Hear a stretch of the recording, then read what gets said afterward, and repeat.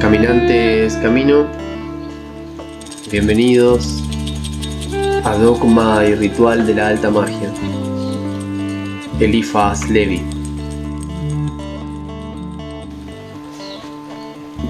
Capítulo número 11. La cadena mágica. Manus, la fuerza.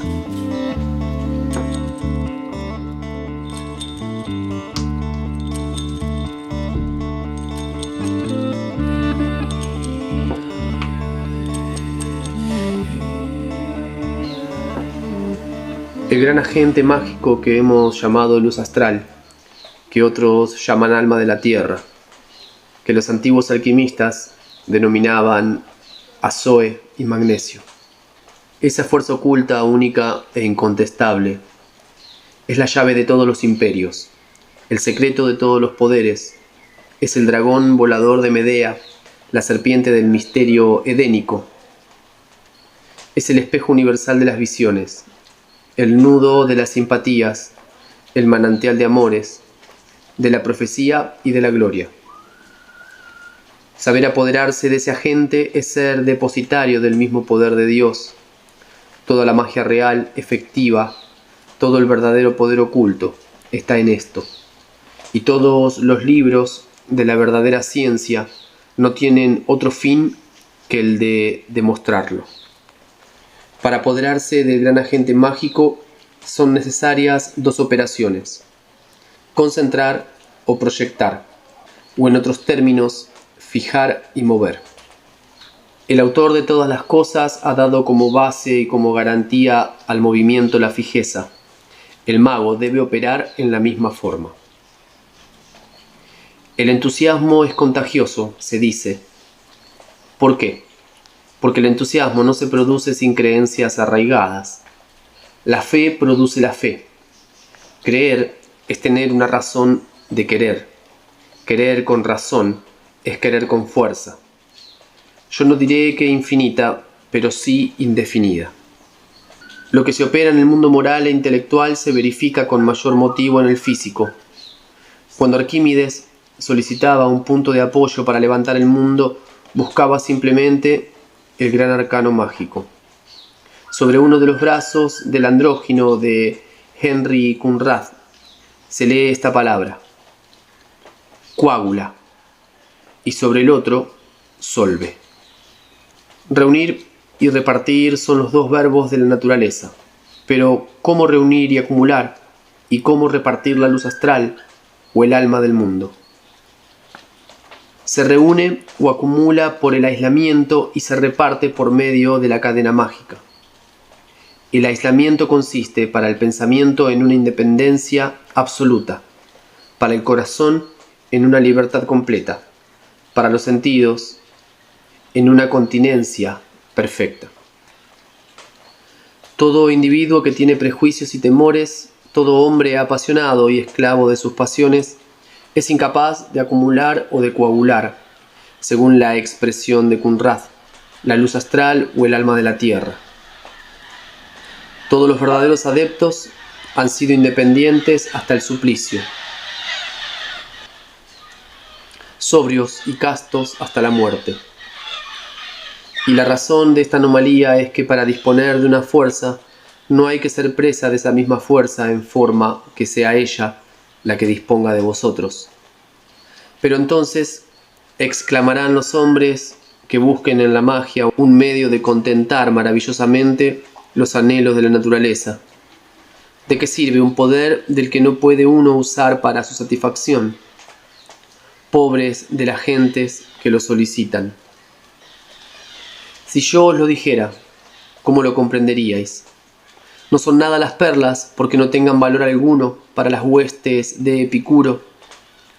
No encontraba Curtius más hermoso mandar a los que tenían mucho oro que poseerlo él. No es preciso ser algo más que un hombre ordinario cuando se tiene la pretensión de ser casi un dios. Por lo demás, yo lamento el afligiros o desanimaros, pero yo no invento aquí las elevadas ciencias. Las enseño y hago constar las rigurosas necesidades al sentar sus primeras y más inexorables condiciones. Pitágoras era un hombre libre, sobrio y casto. Apolonio de Tiana, Julio César fueron hombres de una asombrosa austeridad. Paracelso hacía dudar de sexo. Tan extraño era a las debilidades amorosas. Raimundo Lulio llevaba los rigores de la vida hasta el más exalto ascetismo. Jerónimo Cardán exagera la práctica del ayuno hasta el punto de morir de hambre, si ha de creerse a la tradición. Agripa, pobre y recorriendo el mundo de pueblo en pueblo, murió casi de miseria, antes de sufrir los caprichos de una princesa que insultaba a la libertad de la ciencia. ¿Cuál ha sido, pues, la dicha de estos hombres? La inteligencia de los grandes secretos y la conciencia del poder. Era lo suficiente para esas grandes almas. ¿Es preciso ser como ellos para saber lo que han sabido? No, ciertamente. Y este libro que escribo es quizá la prueba. Mas para hacer lo que ellos hicieron, es absolutamente necesario tomar los medios que ellos tomaron. Pero realmente, ¿qué es lo que han hecho? Han asombrado y subyugado al mundo, han reinado más efectivamente que los reyes. La magia es un instrumento de bondad divina o de diabólico orgullo, pero es la muerte de las alegrías de la tierra y de los placeres de la vida mortal. Entonces, ¿para qué estudiar?, dirán los vividores. Pues sencillamente para conocerla, y después también para aprender a deshacerse de la incredulidad estúpida o de la credulidad pueril. Hombres de placer, y como mitad de esos hombres, cuento también a las mujeres. ¿No es un placer muy grande el de la curiosidad satisfecha? Leed, pues, sin temor, que no llegaréis a ser magos, a pesar vuestro. Además, estas disposiciones de renunciación absoluta no son necesarias más que para establecer las corrientes universales y cambiar la faz del mundo. Hay operaciones mágicas relativas y limitadas a un determinado círculo de acción para las que no son necesarias tan heroicas virtudes. Puede obrarse sobre las pasiones por medio de las pasiones, determinar las simpatías o las antipatías, hacer enfermar o curar, sin poseer el todo poderío del mago. Es preciso únicamente prevenirse del riesgo que puede correrse en una reacción proporcionada a la acción y de la que fácilmente podría convertirse en víctima. Todo esto se explicará en el ritual. Formar la cadena mágica es establecer una corriente magnética, que será más y más fuerte en razón a la extensión de la misma. Veremos en el ritual cómo estas corrientes pueden producirse y cuáles son las diversas maneras de formar la cadena. La cubeta de Mesmer era una cadena mágica bastante imperfecta. Muchos grandes círculos de iluminados en diferentes países del norte han sido cadenas más poderosas. La misma sociedad de ciertos sacerdotes católicos, célebres por su poder oculto y su impopularidad, estaba establecida sobre el plan y siguiendo las condiciones de las cadenas mágicas más poderosas, siendo este el secreto de su fuerza, que ellos atribuyen exclusivamente a la gracia o a la voluntad de Dios, solución vulgar y fácil de todos los problemas de fuerza, en influencia o en arrastramiento. Ya podrá apreciarse en nuestro ritual la serie de ceremonias y de evocaciones verdaderamente mágicas que componen la gran obra de la vocación bajo el nombre de ejercicios de San Ignacio. Todo entusiasmo propagado en una sociedad por consecuencia de comunicaciones y de prácticas convenidas produce una corriente magnética y se conserva o se aumenta por la corriente. La acción de la corriente es arrastrar y exaltar a las personas impresionables y débiles, a las organizaciones nerviosas, a los temperamentos dispuestos al histerismo o a las alucinaciones. Estas personas se hacen pronto poderosos vehículos de la fuerza mágica y proyectan con fuerza la luz astral en la misma dirección de la corriente. Oponerse entonces a las manifestaciones de la fuerza sería de algún modo combatir la fatalidad. Cuando el joven fariseo Saúl o Schol vino a arrojarse con todo el fanatismo y la testarudez de un sectario contra el cristianismo invasor, se colocaba a sí mismo a merced del poder que creía combatir. Así fue fulminado por un formidable rayo magnético, hecho más instantáneo, sin duda, por el efecto combinado de una congestión cerebral y de una insolación. La conversión del joven israelita Alfonso de Ratisbona es un hecho contemporáneo de idéntica naturaleza. Nosotros conocemos una secta de entusiastas a quienes se les oye reír a distancia y de cuya risa se contagia uno desde que se acerca, aún con el propósito de intervenir para reprimir el desorden. Diré más: los círculos mágicos y las corrientes magnéticas se establecen por sí mismas e influencian siguiendo las leyes fatales a los que ellos someten a su acción. Cada uno de nosotros está atraído hacia un círculo de relaciones, que es su mundo y del que sufre la influencia. Juan Jacobo Rousseau es el legislador de la Revolución Francesa, ese hombre en quien la nación más espiritual del mundo acepta como la encarnación de la razón humana. Fue arrastrado a la más triste acción de su vida, al abandono de sus hijos, por la influencia magnética de un círculo de libertinos y por una corriente mágica de mesa de hotel. Lo refiere sencilla e ingenuamente en sus confesiones, y es un hecho en que nadie ha reparado. Son los grandes círculos los que forman los grandes hombres y recíprocamente. No hay en ellos genios incomprendidos. Hay sí excéntricos, y la palabra parece haber sido inventada por un adepto. El hombre excéntrico en genio es aquel que trata de formarse un círculo luchando contra la fuerza de atracción central de las cadenas y de las corrientes establecidas. Su destino es ser vencido en lucha o triunfar. ¿Cuál es la doble condición del éxito en semejante caso? Un punto central de fijeza y una acción circular perseverante de iniciativa. El hombre de genio es aquel que ha descubierto una ley real y que por consecuencia posee una fuerza invencible de acción y de dirección.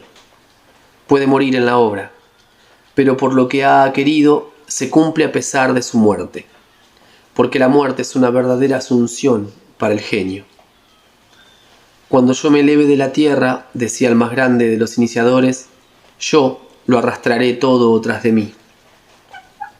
La ley de las corrientes magnéticas es la del movimiento mismo de la luz astral. Este movimiento es siempre doble y se multiplica en sentido contrario. Una grande acción prepara siempre una reacción igual, y el secreto de los grandes éxitos está todo él en la presencia de las reacciones. Así es como Chateaubriand, inspirado por el disgusto de las Saturnales revolucionarias, presintió y preparó el inmenso éxito de su genio del cristianismo.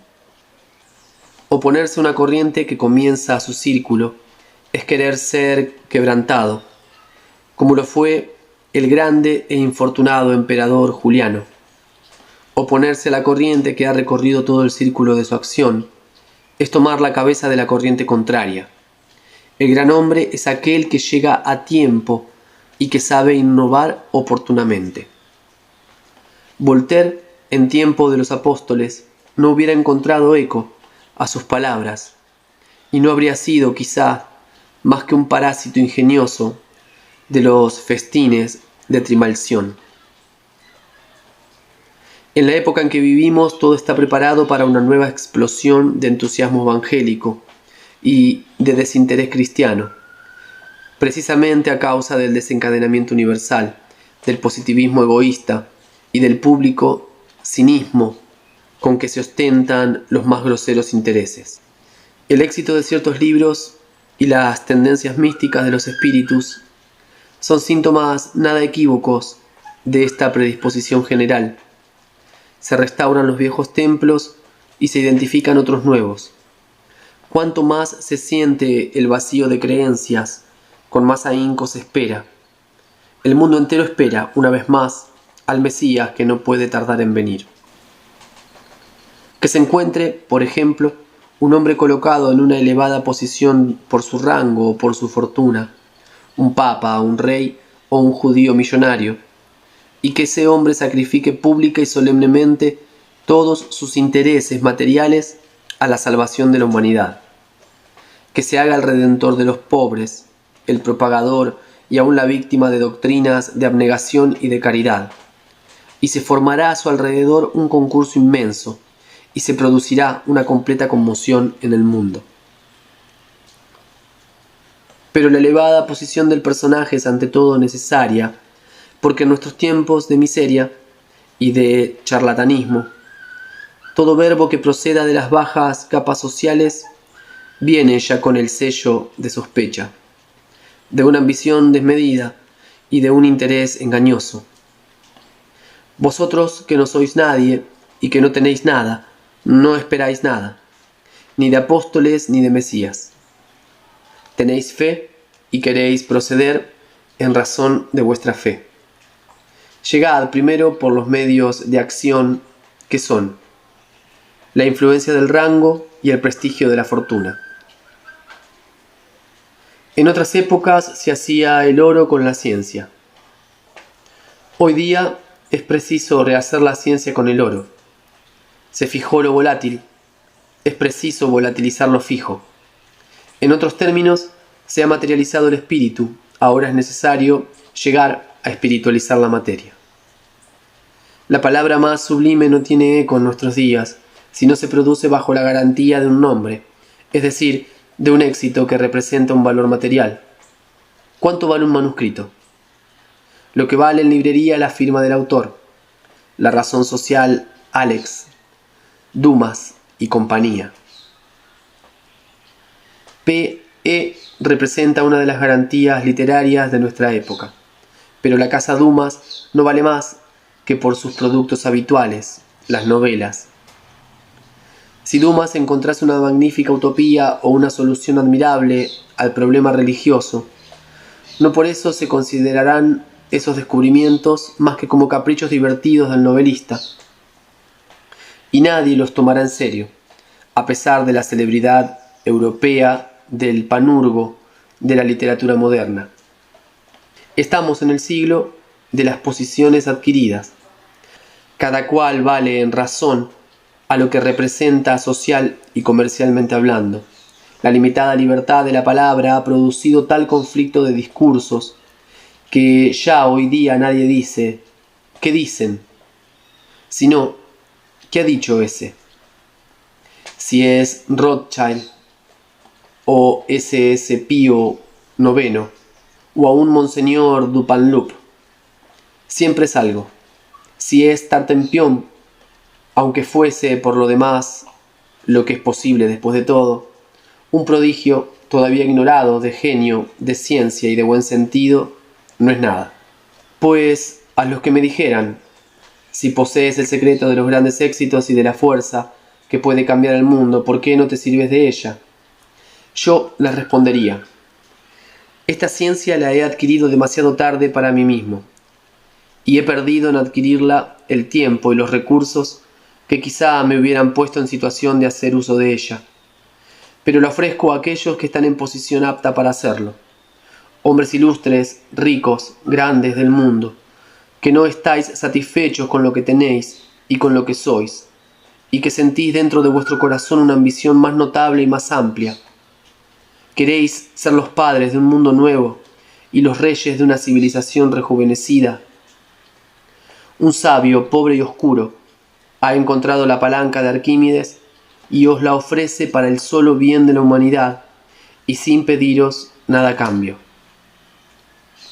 Los fenómenos que últimamente han agitado América y Europa a propósito de las mesas parlantes y de las manifestaciones fluídicas no son otra cosa que corrientes magnéticas, que comienzan a formarse, y las solicitaciones de la naturaleza que nos invita, para la salvación de la humanidad, a reconstituir grandes cadenas simpáticas y religiosas. Efectivamente, la estancación de la luz astral sería la muerte del género humano, y las torpezas de ese agente secreto se han manifestado ya por espantosos síntomas de descomposición y de muerte. El cólera morbo, por ejemplo, las epidemias de las patatas y de la uva no obedecen a otra causa, como lo han obscura y simbólicamente visto en sueños los dos pastorcillos de la Salet.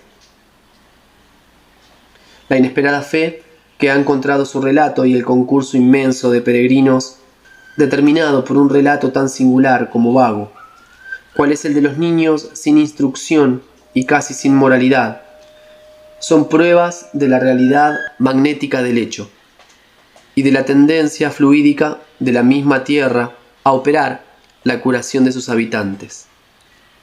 Las supersticiones son instintivas, y todo lo que es instinto tiene una razón de ser en la naturaleza misma de las cosas. Es en esto en lo que los escépticos no han reflexionado todavía poco ni mucho. Nosotros atribuimos, pues, todos los hechos extraños del movimiento de las mesas al agente magnético universal, que busca una cadena de entusiasmo para formar nuevas corrientes. Es una fuerza ciega, por sí misma, pero que puede ser dirigida por la voluntad de los hombres y que está influenciada por las opiniones circulantes. Nota del autor. En el Manual de Espiritismo de Lucía Grange, editado por La Irradiación, puede verse el modo de operar con el trípode o mesa parlante. Fin de la nota. Este fluido universal, si se quiere que sea fluido, siendo el medio común de todos los organismos nerviosos y el vehículo de todas las vibraciones sensitivas, establece entre las personas impresionables una verdadera solidaridad física y transmite de las unas a las otras impresiones de la imaginación y del pensamiento. El movimiento de la cosa inerte, determinado por las ondulaciones del agente universal, obedece a la impresión dominante y reproduce en sus revelaciones tan pronto toda la lucidez de los más maravillosos ensueños, tan pronto toda la extravagancia y toda la falacia de los sueños más incoherentes y más vagos. Los golpes dados sobre los muebles, la agitación ruidosa de las vajillas, los instrumentos de música sonando por sí mismos son ilusiones producidas por las mismas causas. Los milagros de los convulsionarios de San Medardo eran del mismo orden y parecían con frecuencia interrumpir las leyes de la naturaleza. Exageración por una parte, producida por la fascinación, que es la embriaguez, ocasionada por las congestiones de luz astral, y de la otra, oscilaciones o movimientos reales impresos a la materia inerte por el agente universal y sutil del movimiento y de la vida. He aquí todo lo que hay en el fondo de esas cosas tan maravillosas. ¿Cómo podrían fácilmente convencerse reproduciendo a voluntad, por los medios indicados en el ritual, los más asombrosos de esos prodigios, y comprobar sin dificultad la ausencia de superchería, de alucinación o de error? Me ha ocurrido muchas veces, después de haber realizado experiencias de cadena mágica, hechas con personas sin buena intención y sin simpatías, de verme despertado preso de un sobresalto durante la noche y víctima de impresiones y contactos verdaderamente horribles. Una noche, en otras, sentí la presión de una mano que me estrangulaba. Me levanté, encendí la lámpara y me puse tranquilamente a trabajar para utilizar mi insomnio y desviar las fantasías del sueño. Entonces los libros se desplazaban cerca de mí, ruidosamente, las maderas crujían con estrépito como si fueran a romperse, y golpes continuados y sordos resonaban en el techo, en el suelo y en las paredes. Yo observaba con curiosidad, pero tranquilamente, todos estos fenómenos que no serían menos maravillosos si solamente mi imaginación hiciera los gastos. Tanto había de realidad en sus apariencias. Como acabo de decir, no me sentía en forma alguna atemorizado, y me ocupaba en aquel momento de otra cosa que no eran ciertamente ciencias ocultas. Fue por la repetición de estos hechos por lo que intenté experiencias de evocación con la ayuda del ceremonial mágico de los antiguos, obteniendo resultados verdaderamente extraordinarios que haré constar en el capítulo 13 de este libro.